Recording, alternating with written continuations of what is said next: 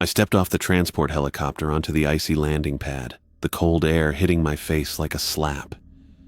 The wind cut through my standard-issue military parka despite its thickness, and I had to squint against the swirling snow. Arctic Research Station Delta 7 stood before me, a cluster of low, rectangular buildings connected by covered walkways, all painted bright orange against the endless white landscape. The helicopter lifted off behind me, its rotor wash creating a temporary blizzard. I grabbed my duffel bag and trudged toward the main entrance where a figure waited, arms crossed against the cold. "Sergeant Dennis Barry reporting for duty, ma'am," I said, standing at attention as best I could while balancing my bag. Commander Florence Hamilton nodded curtly. She was shorter than me but carried herself with unmistakable authority. Her salt and pepper hair was cut in a practical bob that framed a face weathered by years in harsh conditions. "At ease, Sergeant. Let's get you inside before you freeze solid." The main door closed behind us with a heavy thunk, sealing out the howling wind. The interior was utilitarian but warm, a welcome change from the biting cold outside. The walls were lined with equipment lockers, safety notices, and topographical maps of the surrounding area. "This way to my office," Commander Hamilton said, not waiting to see if I followed. Her office was small but organized, with a desk covered in neatly arranged papers and a large monitor displaying weather patterns. She motioned for me to sit while she pulled a file from a drawer. "Your record is impressive, Sergeant. 8 years of service, specialized training in cold weather operations, excellent evaluations from your previous commanding officers." "Thank you, ma'am." She closed the file and leaned forward. "Let me be clear about something. This isn't a typical posting. The Arctic is unforgiving in ways that go beyond the cold. We maintain strict protocols here for everyone's safety." She opened another drawer and pulled out a laminated card, sliding it across the desk to me. "These are our 5 rules. Memorize them. Follow them without exception." I picked up the card and read, "Rule 1. Never leave the outpost alone. Rule 2. Never open for anyone knocking. Rule 3. Maintain radio contact at all times during exterior operations. Rule 4. Do not approach figures who shouldn't be there.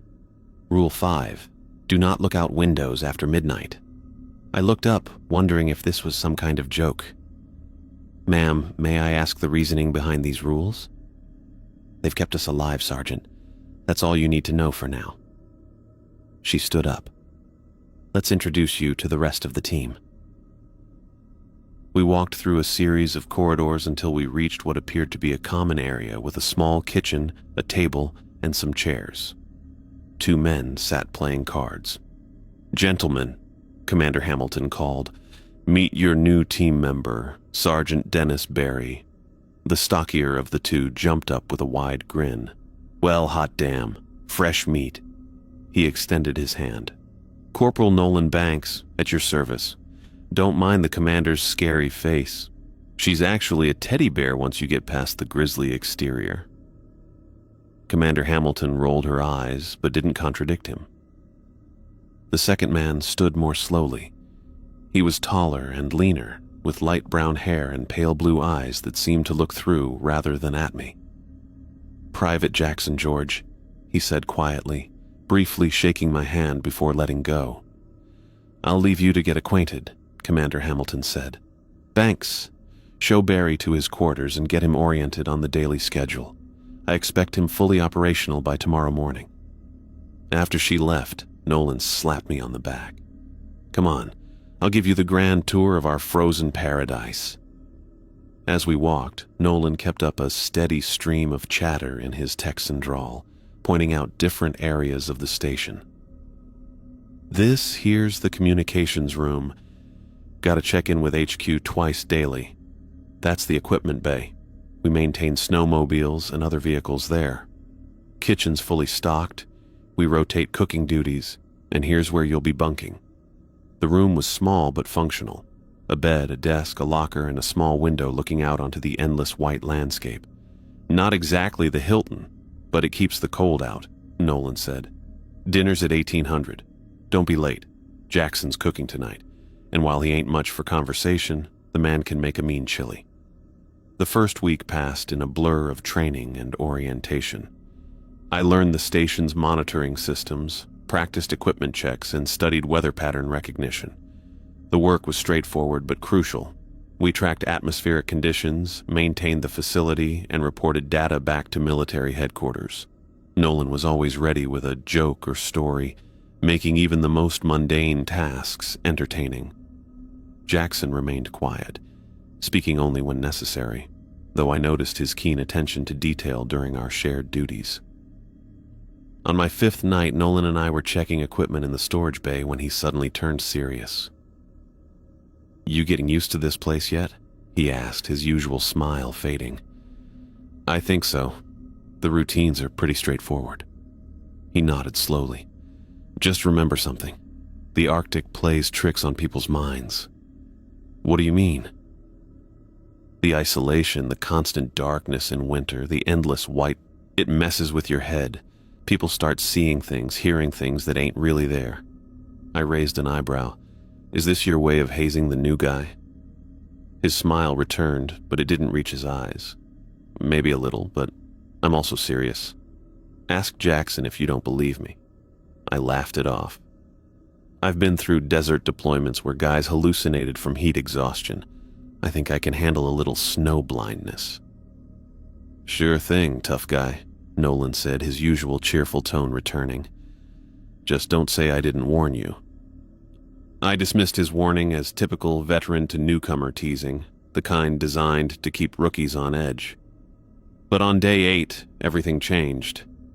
Nolan and I were performing exterior checks on the weather monitoring equipment. The sky had been clear when we started, but Arctic weather was notoriously unpredictable.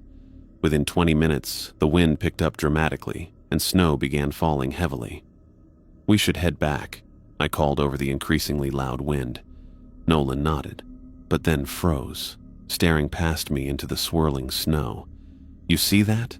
he asked, his voice suddenly tense. I turned to look where he was pointing, but saw nothing except white. "See what?" "There's someone out there," he said, taking a step forward. "That's impossible. It's just the snow playing tricks on your eyes."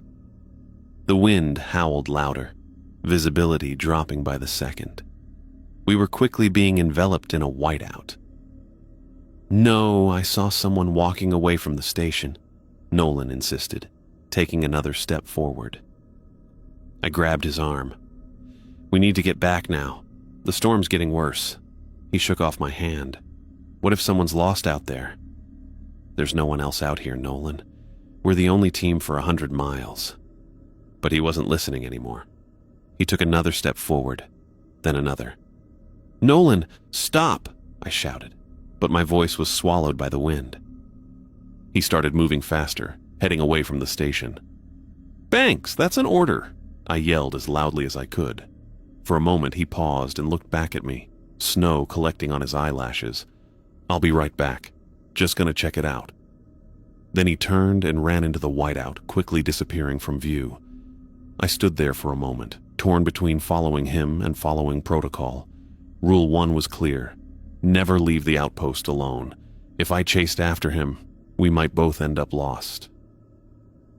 With a sick feeling in my stomach, I turned and made my way back to the station, using the guide rope we had set up earlier.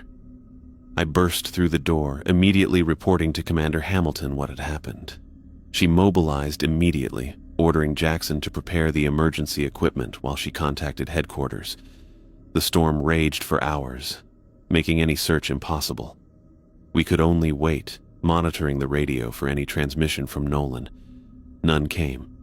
When the storm finally cleared the next morning, we organized search parties, sweeping outward from the station in a grid pattern. I led one team while Commander Hamilton led another. We called Nolan's name until our voices grew hoarse, following standard search and rescue protocols. But we found nothing. No tracks, no equipment, no sign that Corporal Nolan Banks had ever existed outside the walls of our station. He had vanished completely, leaving us with only questions and the howling Arctic wind. I spent the next 2 days trudging through snow with the search parties, Commander Bradley led most of them herself, dividing us into teams that worked in grid patterns extending outward from the station. The visibility had improved since the storm, but the landscape offered nothing but endless white in every direction. No tracks, no equipment, no sign that Nolan Banks had ever existed beyond 50 yards from the outpost. "This doesn't make sense," I said during our third sweep, my voice muffled by the thick scarf wrapped around my face. He couldn't have gotten far in that weather. Commander Bradley stopped walking and turned to face me. Her expression was unreadable behind her snow goggles, but her posture had stiffened. "This is why we have rules, Barry," she said. Her tone wasn't angry, just matter of fact. "Rule 1 exists for a reason. Never leave the outpost alone." I nodded, though the explanation didn't satisfy me. People didn't just vanish without a trace, even in Arctic conditions. There should have been something, a glove, a footprint, a sign of struggle against the elements. When we returned to the station that evening, I found Jackson sitting alone in the common area, staring at the wall. He barely acknowledged me when I entered. "No luck?" he asked after several seconds. "Nothing," I replied, removing my outer gear and hanging it by the door. "It's like he was never out there." Jackson nodded slowly. "That's how it goes." I wanted to ask what he meant, but something in his expression stopped me. Instead, I headed to the kitchen to make us both some coffee. The search would continue tomorrow, but I was already beginning to accept what Commander Bradley seemed to know from the start. We weren't going to find Nolan Banks. By the third day, headquarters ordered us to end the search.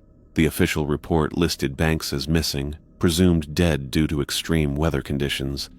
Life at the station was expected to continue as normal until a replacement arrived. 3 nights later, I was on watch duty in the communications room. The digital clock on the wall read 2:17 a.m. Commander Bradley and Jackson had both turned in hours ago, leaving me alone with the steady hum of equipment and occasional static from the radio. I was updating the hourly log when I heard it. A knocking at the main entrance. 3 distinct knocks, a pause, then 3 more. I froze, pen hovering above the paper. The station was miles from anywhere. No one should be outside at this hour, in these temperatures. The knocking came again, 3 sharp raps, evenly spaced. I stood up and moved toward the main corridor, stopping. To grab the flashlight from the desk. The knocking continued.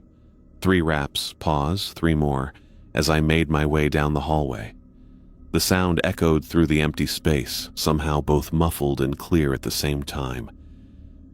As I approached the entrance, a voice called out from the other side of the door. "Hey! Is anyone in there? It's freezing out here!" I stopped cold. The voice was unmistakable. The same Texan drawl, the same casual inflection. It was Nolan Banks. "Dennis, that you moving around in there? Come on, man, open up." I got lost in the storm, but I found my way back. My hand moved toward the lock mechanism. It made no sense, but it was him. It was Nolan's voice, clear as day. "Dennis!" I jumped at the sound of Jackson's voice behind me. He stood at the end of the hallway in his standard-issue gray t-shirt and sweatpants, eyes wide with alarm. "What are you doing?" he asked, moving quickly toward me. "It's Banks," I said, gesturing toward the door. "He's out there." Jackson reached me just as my fingers touched the lock. He grabbed my arm and pulled it away. "Rule 2, he said quietly, pointing to the wall where Commander Bradley had posted the laminated card with the 5 rules. "Never open for anyone knocking." "But it's Banks," I argued, though I allowed Jackson to pull me back a few steps. "Listen to him. Please, guys." The voice outside grew more desperate. "I can see the lights on. I know you're in there. My hands are freezing. I can't feel my toes anymore." Jackson's grip on my arm tightened. "We need to get Bradley." "There's no time," I said. "He could freeze to death out there."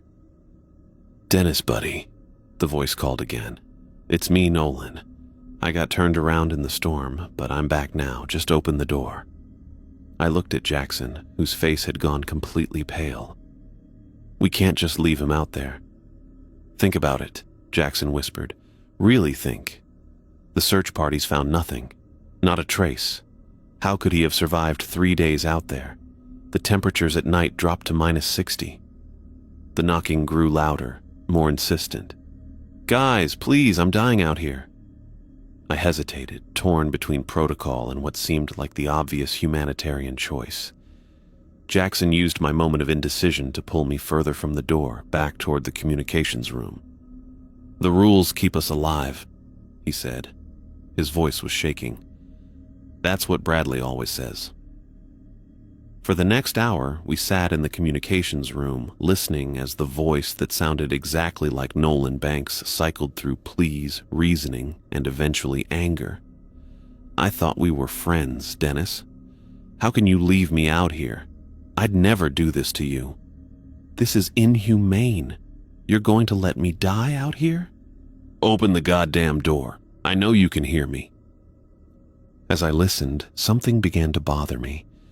Despite all his desperate pleas and accusations, the voice never mentioned anything personal, nothing about Texas, his family, or any of the stories he'd shared during our short time together. Nothing about our conversation in the storage bay about Arctic hallucinations. Nothing that only the real Nolan Banks would know. Eventually, the voice fell silent. Jackson and I sat without speaking until Commander Bradley found us there at 5 a.m., still staring at the radio equipment, though neither of us had touched it for hours. When we told her what happened, she simply nodded and instructed us to note it in the log. She didn't seem surprised. "Check outside," she ordered. "Full daylight only." When morning came, I suited up and stepped outside with Jackson. The sun was barely over the horizon, casting long blue shadows across the snow. We examined the area around the entrance carefully. There were no footprints, no signs that anyone had been at the door. The pristine snow lay undisturbed in every direction. "I don't understand," I said, crouching down to look more closely at the ground beneath the entry. "He was here. We both heard him." Jackson said nothing, just stared out at the empty white landscape with those pale blue eyes of his. A week passed without further incident. The station fell into a quiet rhythm, just the three of us maintaining the systems, running the tests, sending reports. Then the transport helicopter arrived with our new team member. Sergeant Jasper Robertson stepped off the helicopter with a single duffel bag slung over his shoulder. He was about my height with black hair cut precisely to regulation length and an athletic build. He greeted Commander Bradley with a crisp salute before being escorted inside. During his orientation, I noticed Robertson's eyes narrow when Bradley presented him with the laminated card of rules. He accepted it with a polite, "Yes, ma'am." But there was something in his expression, a slight curl at the corner of his mouth, a dismissive glance at the card before pocketing it. Later, as I showed him the equipment bay, he asked, "So, what's with all these rules? Bit excessive for a research station, isn't it?" "They keep us alive," I repeated Bradley's words, feeling their weight.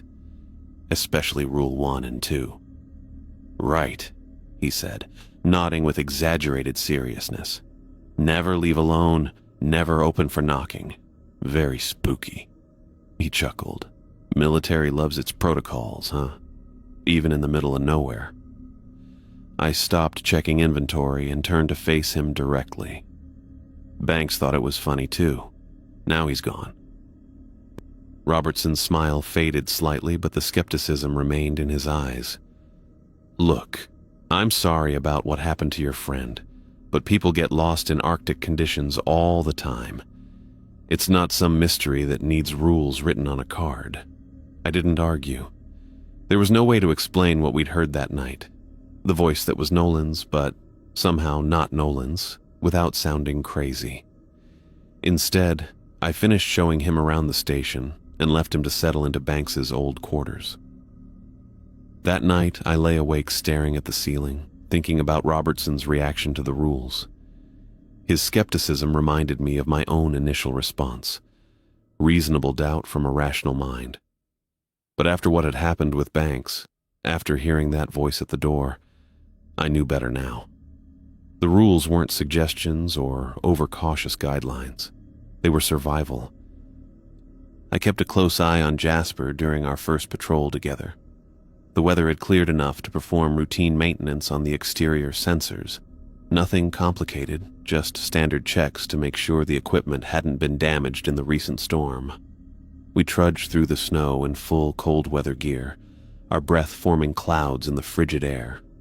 "Radio check, Robertson," I said as we approached the first sensor array about 50 yards from the main entrance. Jasper nodded but didn't respond verbally. I watched as he reached down to his belt and switched his radio completely off. "What are you doing?" I asked, pointing at his radio. "Rule 3. We need to maintain radio contact during all exterior operations." He looked at me with that same dismissive expression he'd worn when Commander Bradley had given him the rules card. "Come on, Barry. We're literally 20 steps from the door. Who are we going to call? Each other?" "That's not the point," I said. "The rules are there for a reason. Yeah, to keep us in line with unnecessary protocols." He turned away and continued walking toward the sensor array. "I'll turn it back on if we go further out." I wanted to argue more, but decided it wasn't worth escalating the situation. We were close to the station, and I could still see Commander Bradley through the main window monitoring our progress. I'd mention it to her later. The maintenance itself was straightforward, checking connections, clearing snow buildup, and confirming power levels. Jasper worked efficiently but remained unusually quiet. When we finished and headed back inside, I noticed something had changed in his demeanor. The cocky skepticism was gone, replaced by a distant stare. "Everything okay?" I asked as we removed our gear in the equipment bay. He looked at me with a slight delay, like my words had to travel a great distance to reach him. "Fine," he said finally. "Just cold." During dinner that evening, Jasper barely touched his food. He kept glancing toward the windows, though they were covered as required after dark. When I tried to engage him in conversation about his previous assignments, he gave only one-word answers, his attention clearly elsewhere. "You feeling all right, Robertson?" Commander Bradley asked, noticing his behavior. "Yes, ma'am," he replied, but his voice lacked conviction. Later, I found Jackson in the communications room and mentioned what had happened. "He switched off his radio?" Jackson asked, his pale blue eyes widening slightly. "Yeah. Didn't seem to think it was a big deal." Jackson shook his head. "Banks said the same thing before." He trailed off, not finishing the thought. The next morning, Jasper joined us for breakfast, but ate nothing. He sat staring at the wall, responding to questions only after we repeated them multiple times. When Bradley assigned him to check inventory in the storage bay, he nodded mechanically and left. "Something's not right with him," I told Bradley once Jasper was out of earshot. "Keep an eye on him," she replied, "but don't leave him alone outside the station." Over the next few days, Jasper's behavior grew increasingly erratic. Jackson pointed out that Jasper had stopped eating with us altogether, grabbing food at odd hours when no one else was around. I also noticed his bunk appeared untouched most mornings, as if he hadn't slept there. "He spends a lot of time in the storage bay," Jackson told me on the 4th night. "I found him just standing there in the dark yesterday." "Did he say anything?" "No, just looked at me and walked away." On the 5th morning, Bradley assigned Jasper and me to perform a routine equipment check. I knocked on his door, but there was no answer. After checking the common areas, kitchen, and communications room, I reported to Bradley that I couldn't find him. "Check the exterior door log," she ordered, her expression grim. The log showed the main door had been opened at 4:23 a.m. A quick search of the equipment bay revealed Jasper's cold weather gear was still in place, but his radio lay on the floor, switched off. Bradley organized an immediate search party, following the same protocols we'd used when Banks disappeared. We found nothing, No footprints beyond 20 yards from the station, no equipment, no sign that Jasper Robertson had ever walked away from the outpost. He had simply vanished, leaving only his silent radio behind. For the next 2 weeks, Jackson, Bradley, and I maintained the station operations with just the three of us. The incident had removed any trace of skepticism I might have still harbored about the rules.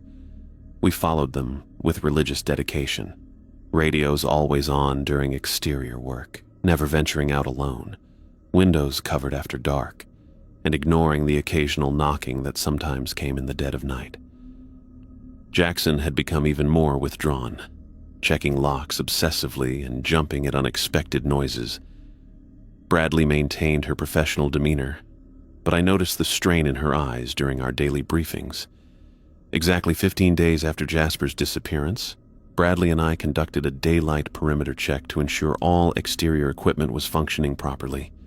We had split up but remained within visual contact of each other and the station, our radios crackling with regular check-ins. I was examining the western sensor array when movement caught my eye. Looking up, I spotted a figure standing about 100 yards away on a small ridge. My breath caught as I recognized the stocky build and the way he held his shoulders. It was Nolan Banks. He raised his arm and waved at me, the gesture almost friendly. "Barry, status check."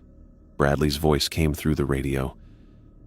I hesitated, my hand halfway to the radio button. Banks was waving again, now beckoning me to come closer. "Barry, do you copy?" Bradley's voice had an edge of concern. I pressed the button. "I copy. Commander, I see someone on the western ridge. It looks like Banks." A long pause. "Remember Rule 4. Do not approach figures who shouldn't be there." "But what if—" "That's an order, Corporal. Stay in position. I'm coming to you." I stood frozen, feeling an inexplicable pull toward the figure. Banks had been my friend. If by some miracle he'd survived. I raised the binoculars hanging around my neck and focused on the figure. At first glance, it was undeniably Banks. The same face, same build, same cold weather gear he'd been wearing when he disappeared into the storm. But as I adjusted the focus, I noticed something wrong. His proportions were slightly off, like his arms were too long for his body. His face, while recognizable, had a strange flatness to it, as if someone had tried to draw Banks from memory, but missed crucial details. I lowered the binoculars, feeling a chill that had nothing to do with the Arctic temperature. The figure remained perfectly still now, no longer waving, just standing there, watching me. Bradley appeared at my side, her own binoculars raised. "How long has it been there?" "About 5 minutes," I said. "It looks like Banks, but it's not," she finished for me. "Let's get back to the station, now." "Shouldn't we investigate? What if it's some kind of search party?" Bradley lowered her binoculars and fixed me with a hard stare. "Rule 4 exists for a reason, Barry. We're heading back. That's an order." We returned to the station, but I couldn't stop thinking about the figure. An hour later, I checked through the observation window with the station's high-powered telescope. The figure was still there, in exactly the same position, completely motionless despite the bitter wind and cold. "Has it moved at all?" Jackson asked, joining me at the window. "Not an inch," I replied. We took turns watching throughout the afternoon. The figure of Banks remained perfectly still, like a statue planted in the snow. Then, as the sun began to set and visibility started to fade, I took one final look through the telescope. The ridge was empty. The figure had vanished completely, leaving no tracks or disturbance in the snow-covered landscape. I was checking the connections on the western sensor array when I noticed Jackson walking toward me across the snow. His shoulders were hunched, his face pale. Something about the way he moved, quick, jerky steps, told me something was wrong before he even opened his mouth. "Dennis," he said, his voice tight, "I need to talk to you." I straightened up from the sensor panel. "What's going on?" Jackson glanced back at the station, then leaned in closer. I broke Rule 5 last night. His eyes were bloodshot with dark circles underneath. I looked out the window after midnight. The admission hit me like a punch to the gut. After everything that had happened with Banks and Robertson, I couldn't believe he'd risk breaking one of the rules. "Why would you do that?" I asked, keeping my voice low even though we were alone out here. I heard something, tapping on the glass. He ran a hand through his hair. I thought maybe it was just ice or snow falling, but it kept happening in this pattern. 3 taps, pause, 3 more. The same pattern we'd heard at the door that night. I felt a chill that had nothing to do with the Arctic air. So I pulled back the cover, just a little bit, Jackson continued. Just enough to see.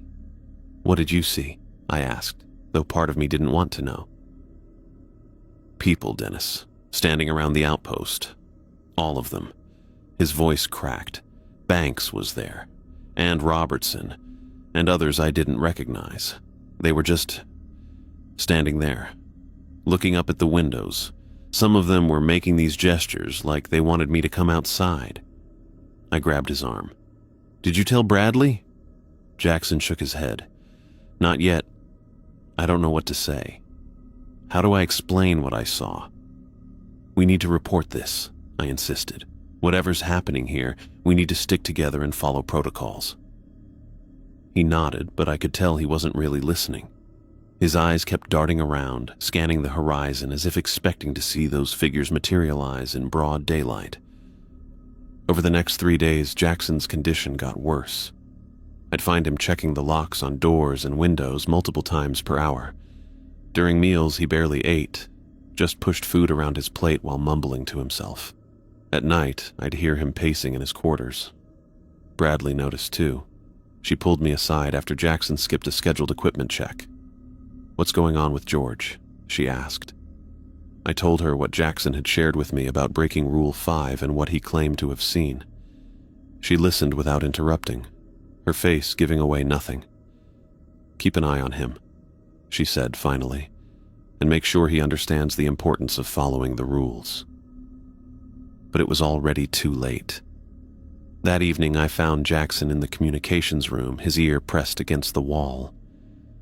"They're in there," he whispered when he saw me. "In the walls. Can't you hear them?" I couldn't hear anything except the constant hum of the heating system.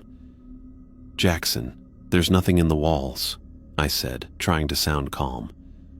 "Let's get you something to eat, okay?" He shook his head violently. "They're talking to me, Dennis. They know my name. They know things about me no one else knows." I managed to get him back to his quarters, but he refused to sleep. He just sat on the edge of his bed, staring at the covered window. "Don't look out there," I reminded him. "Remember Rule 5. "It doesn't matter," he said flatly. "They know I've seen them now." The next morning, I woke to the sound of Bradley pounding on my door. "Barry, get up!" I stumbled out of bed, pulled on my pants, and opened the door. "Jackson's gone," she said. "We checked every room in the station. No sign of him. His cold weather gear was still hanging in the equipment bay, but his boots were missing. The main door was ajar, letting in a stream of frigid air. Bradley and I suited up and followed the footprints leading away from the station. They were clearly Jackson's. I recognized the distinctive wear pattern on the left heel from our previous patrols together. But about 50 yards out, the tracks simply stopped. Not covered by fresh snow or blown away by wind. They just ended, as if Jackson had been plucked from the ground mid-step. Bradley insisted we continue searching in a grid pattern, just as we had for Banks and Robertson. But I already knew we wouldn't find him. With Jackson gone, I was the only one left besides Bradley. And then, 3 days later, she received orders for immediate evacuation due to a medical emergency in her family. The transport arrived within hours, leaving me alone at the station until replacements could be sent. "Follow the rules," Bradley told me before boarding the helicopter. "No exceptions. Replacements should arrive within 6 weeks. And so began my solitary watch at Arctic Research Station Delta 7. I followed the rules religiously. Rule 1: never leave the outpost alone. That was easy enough. I had no reason to go outside except for essential maintenance, which I postponed until help arrived. Rule 2: never open for knocking. This proved harder than I expected. The knocking started the very first night after Bradley left. 3 knocks, pause, 3 more. Then a voice, Banks at first, then Robertson, then Jackson. Sometimes all 3 at once, their voices overlapping as they called my name. "Dennis, please. It's freezing out here. Let me in. Dennis, man, don't do this. We work together. You know me. Dennis, they're coming for you next. Let me in, and I'll explain everything." I sat in the communications room, hands over my ears, waiting for morning. The voices grew angrier as the night wore on, hurling accusations and threats. But I never answered. I never opened the door. Rule 3: maintain radio contact during exterior operations. Since I wasn't going outside, this didn't apply directly, but I kept the radio on constantly anyway. The static a comforting reminder that I wasn't completely cut off from the world. Rule 4: do not approach figures who shouldn't be there. They appeared more frequently now, not just on distant ridges, but closer to the station. Sometimes I'd see Banks standing by the western sensor array, or Robertson near the main entrance. Once I saw Jackson pressed against the equipment bay window, his face distorted as if viewed through warped glass. I documented each sighting meticulously. Date, time, location, appearance. Sometimes they would stand motionless for hours. Other times they would pace back and forth or make gestures I couldn't interpret. And then, without warning, they would simply vanish, not walk away, but disappear between one blink and the next. Rule 5: do not look out windows after midnight. This was perhaps the most important rule of all.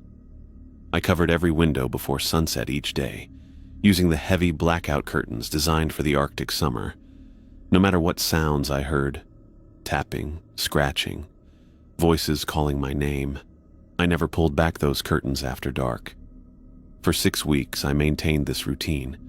Wake up, check systems, document any unusual occurrences, prepare meals, maintain the station, cover windows before dark, ignore the knocking, try to sleep, repeat.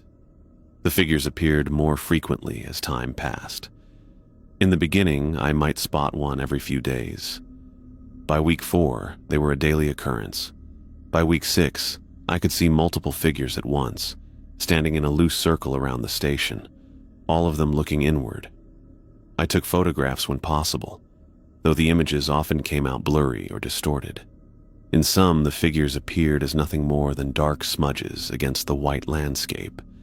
In others, they were clearer, human-shaped but wrong somehow, with proportions that didn't quite make sense. The nights were the worst. The knocking would start as soon as darkness fell, accompanied by voices that sounded exactly like my missing colleagues. Sometimes they would plead for help. Other times they would offer warnings about what was coming for me. And sometimes they would simply repeat my name, over and over for hours on end. But I never broke the rules. Not once in those 6 long weeks. And slowly, day by day, I began to understand that the rules weren't arbitrary restrictions. They were a survival manual, distilled to its most essential elements. Each one addressed a specific threat, a particular way the Arctic, or whatever lived in it, tried to claim those who ventured into its domain. As the day of my replacement's scheduled arrival drew near, the activity outside intensified. More figures appeared, standing closer to the station than ever before. The knocking at night became almost constant, a rhythmic pounding that seemed to come from every exterior wall simultaneously. But I held firm, counting down the hours until I would no longer be alone. I learned that replacement staff would arrive within days, The notification came through official channels, delivered with the same clinical efficiency as any other military communique. Lieutenant Gabriella Manning and Corporal Ethan Schneider. Those were the names I committed to memory, repeating them like a mantra that promised an end to my isolation. The night before their scheduled arrival was my final night of solitude. I went through my evening routine, checking systems, preparing a meal, documenting the day's occurrences, and most importantly, covering every window with blackout curtains before the sun disappeared.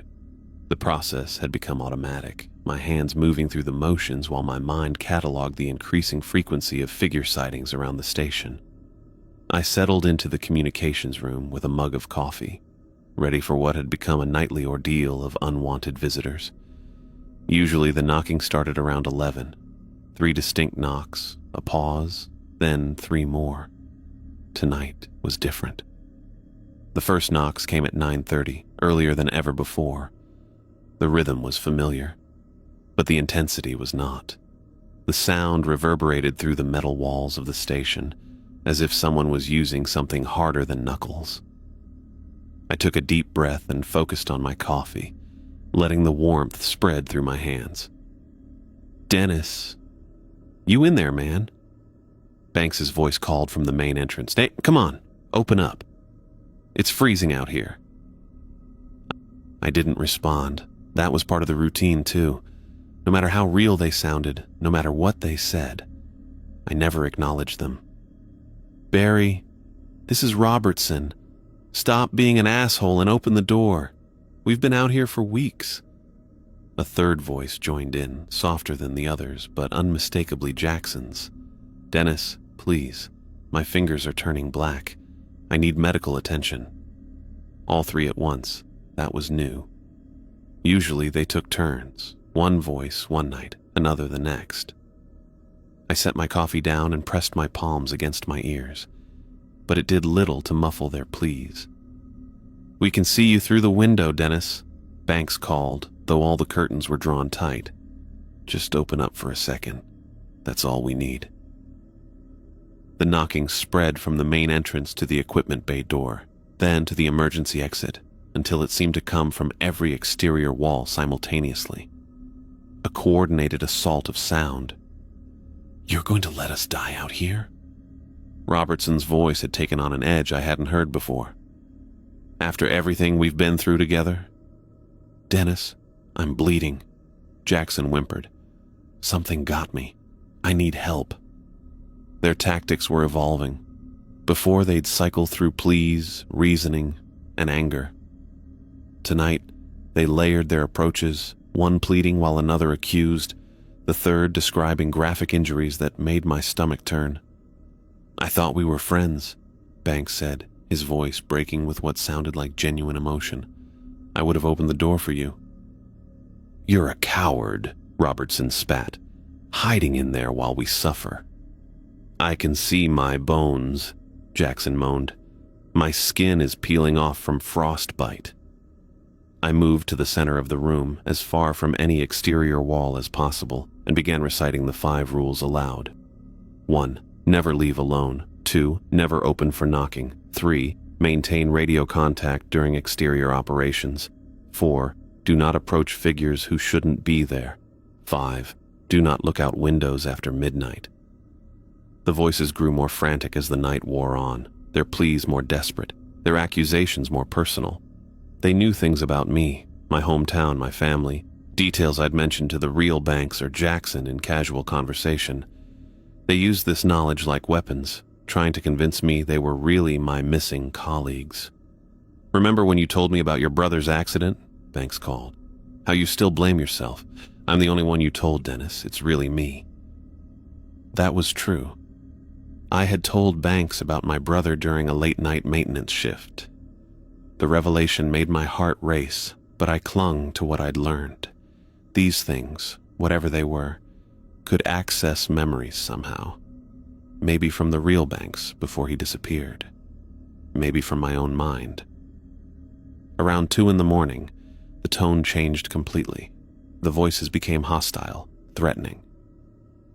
"We're going to get in eventually," Robertson growled. "And when we do, You'll wish you'd opened the door when we asked nicely. We know how to hurt you." Jackson's voice had lost all its previous weakness, now cold and calculating. "We know what you fear. There are more of us now," Banks added. "We're not alone anymore."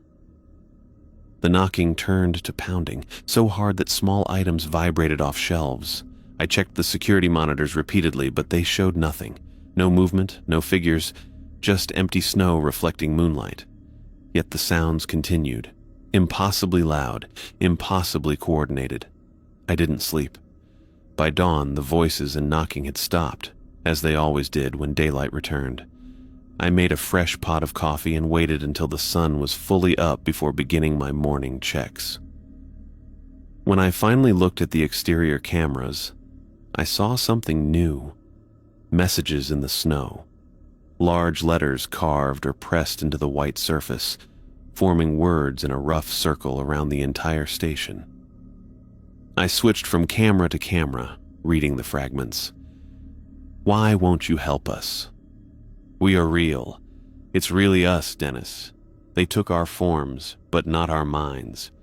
Open the door. We're still alive out here." The messages extended in all directions, some small enough to fit in a single camera frame, others stretching dozens of feet. I grabbed the station's digital camera and took photos through each window, careful not to step outside. Rule 1. Never leave alone. Even with replacements coming today, I wouldn't break it. The messages looked freshly made with crisp edges not yet softened by wind. Some appeared to have been written with a finger or stick. Others seemed pressed into the snow by something larger, perhaps a body being dragged. That thought sent a chill through me that had nothing to do with the Arctic temperature. I spent the morning documenting everything, adding the photos to my growing file of evidence. Part of me wanted to investigate the messages up close, to see if there were footprints or other signs of who or what had created them. But Rule 4 kept me inside. Do not approach figures who shouldn't be there, and nothing should be out there making messages in the snow. The station felt different that day, as if the walls had thinned overnight. I kept the radio on for company, the static a reminder that the outside world still existed. Around noon, I heard the distant thrum of helicopter rotors growing steadily louder. I watched through the main entrance window as the transport helicopter descended onto the landing pad 50 yards from the station. 2 figures disembarked, carrying duffel bags and ducking under the still spinning rotors. They moved with the purposeful efficiency of military personnel, heading directly for the entrance. I opened the door, the first time I'd done so for a knock in 6 weeks, after confirming through the window that they were indeed human arrivals, not the mimics that had haunted the perimeter. Lieutenant Gabriella Manning entered first, removing her hood to reveal dark hair pulled back in a regulation bun. She saluted crisply. "Sergeant Barry, Lieutenant Gabriella Manning reporting for duty, sir." Behind her, Corporal Ethan Schneider nodded a greeting, his broad-shouldered frame filling the doorway. "Welcome to Arctic Research Station Delta 7, I said, my voice sounding strange to my ears after weeks of minimal use. "Please come in quickly and secure the door." They exchanged a glance at my urgency, but complied. Once inside, I led them to the common area where I'd prepared coffee and laid out the station schematics. "Before anything else," I began, "there are 5 rules you need to know." I pulled out my own laminated card, now worn at the edges from constant handling. These rules are not suggestions. They're not guidelines. They are the difference between survival and disappearance. Manning sat up straighter, her amber eyes focused intently on the card. "We were briefed about some special protocols for the station, but not specifics." "The briefing won't have covered this," I said. "What I'm about to tell you will sound impossible, maybe even crazy. But I need you to understand that following these rules kept me alive when 3 others disappeared." I explained each rule in detail, recounting what had happened to Banks, Robertson, and Jackson when they broke them. I described the figures that appeared outside, the knocking at night, the voices that knew things they shouldn't know. I showed them my documentation, The logs, the blurry photos, the recordings of knocking patterns, and finally, the pictures I'd taken that morning of the messages in the snow. "This was just a few hours ago," I said, passing the camera to Manning. "They've never left messages before." She scrolled through the images, her expression remaining professionally neutral, but I noticed her swallow hard at the photo showing we're still alive out here. "And you've been alone here for 6 weeks?" Schneider asked, leaning forward to look at the camera screen. "Yes." "The knocking started the first night. The figures appeared a few days later. It's been escalating ever since." "Have you considered—" Schneider began, but Manning cut him off with a subtle hand gesture. "We understand the gravity of the situation, Sergeant," she said. "These rules will be followed without exception." She turned to Schneider. "Is that clear, Corporal?" "Yes, Lieutenant," he replied, though I caught a flicker of skepticism in his eyes. The same look I'd had when Commander Bradley first handed me the rule card. "You don't believe me," I said to Schneider. "That's normal. Banks didn't. Robertson didn't. Even I didn't at first. But you will." I pointed to the window where the messages were still visible in the snow. "They're waiting for someone to break the rules again." "I believe that you believe it, sir," Schneider said carefully. "And I'll follow the protocols." "Good," I replied. "Because whatever's out there, it's patient, it can wait, it learns and adapts. The knocking used to be simple. Now they use voices, memories, and written messages. They're getting better at mimicking humanity." Manning took the rule card from my hand, reading each item again. "Never leave alone. Never open for knocking. Maintain radio contact during exterior operations. Do not approach figures who shouldn't be there. Do not look out windows after midnight." She looked up at me. "Simple enough to remember." "Simple to remember, critical to follow," I said. "No exceptions, no matter what you hear or see. No matter who it sounds like or what they say they need, no matter what appears in the snow or how convincing it seems." They nodded, and I continued with the standard station briefing.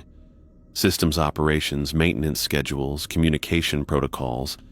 But throughout the technical discussion, I kept returning to the rules, drilling them into my replacements with the fervor of someone who had seen the consequences of breaking them. "Cover all windows before dark," I emphasized. "Even a quick glance after midnight can change everything."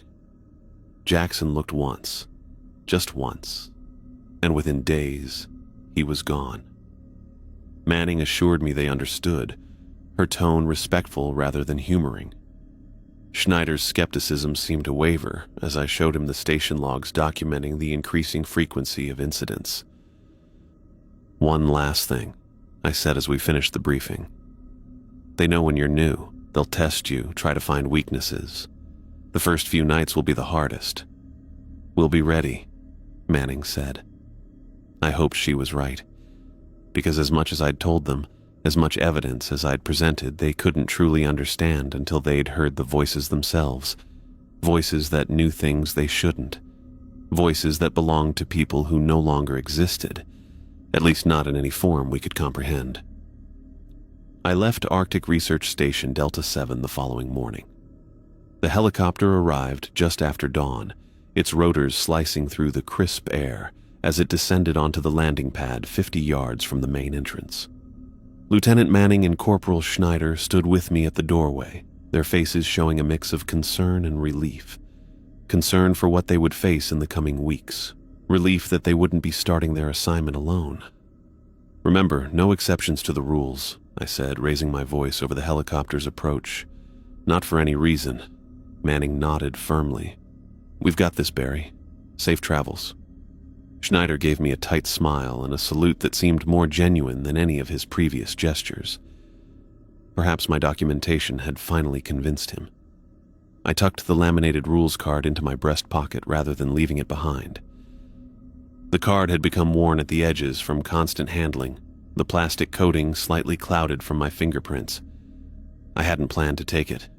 There were other copies at the station, but something made me want to keep this small reminder of what I'd experienced. The pilot gave me a casual nod as I climbed aboard, my duffel bag slung over my shoulder.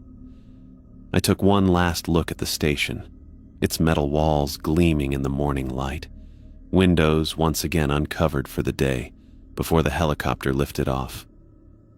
Manning and Schneider grew smaller below us, two tiny figures standing side by side in the vast white expanse.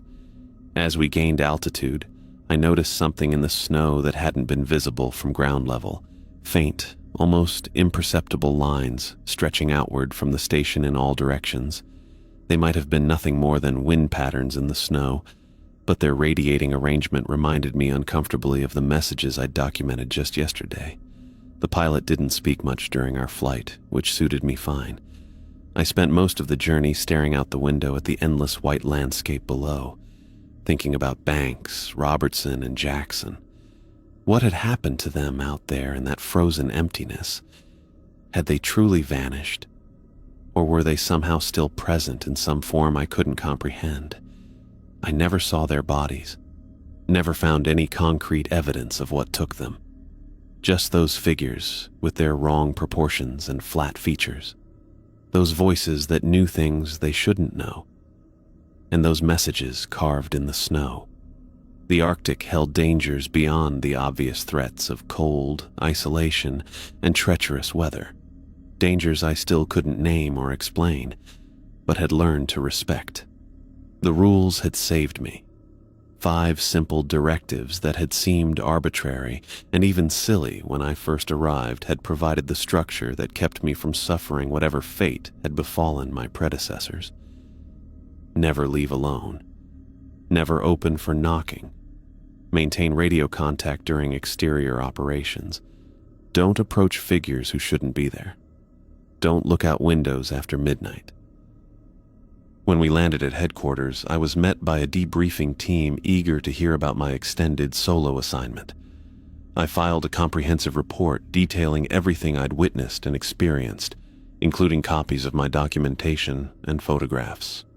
I emphasized the psychological impact of Arctic isolation, particularly the effects of extended solitude, and strongly recommended more frequent staff rotations to avoid solo assignments altogether. We need to study this phenomenon more carefully, I told the senior officer reviewing my report. Whatever's happening at Delta 7 goes beyond standard Arctic hallucinations or isolation psychosis. He nodded politely, but I could see the skepticism in his eyes, the same look Schneider had given me before seeing my evidence. We'll take your recommendations under advisement, Sergeant Barry. I returned to regular military routine within days.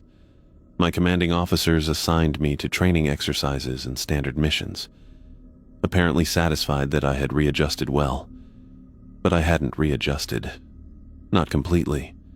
Certain habits followed me from the station, becoming part of my daily life.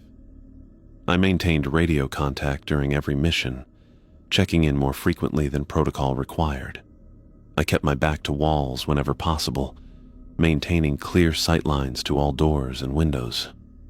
I grew wary of unexpected encounters, especially in isolated areas, finding myself scanning faces for signs of wrongness or flatness. And most critically, I never looked out windows after midnight, regardless of what sounds I might hear outside. In my apartment on base, I installed blackout curtains in every room, drawing them closed each evening before sunset as automatically as I had at the station. Some nights, lying awake in bed, I imagined I heard faint tapping on the glass. 3 taps, pause, 3 more, but I never checked. Never pulled back the curtain, not even an inch. Sometimes I took out the laminated rules card and ran my thumb over its surface, remembering the voices of Banks, Robertson, and Jackson calling my name through the Arctic night.